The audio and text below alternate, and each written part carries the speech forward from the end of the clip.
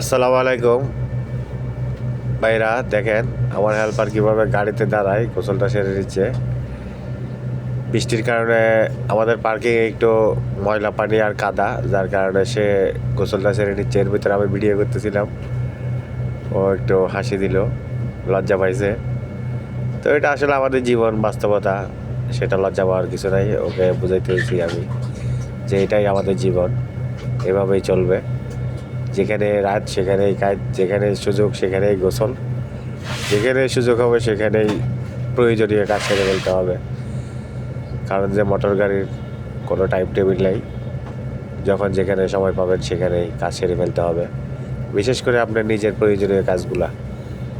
সেই গাড়িটা ধোয়ার পর ক্লান্ত হয়ে গেছে, যার কারণে একটু গোসলটা সেরে নিচ্ছে। একটু পরে আমরা আবার চট্টগ্রাম রওনা দিব। দোয়া করবেন সকলে। সে একটা ভালো ছেলে, আমার সাথে আছে, মাঝে মধ্যে একটু ডিস্টার্ব করে, তারপরেও কী করবো, মানিয়ে নিই। তাকে বোঝানোর চেষ্টা করি, রাগ করি হইলেও, এই আর কি। কানেও একটু কম শোনে সে আবার, তারপরে ভালো।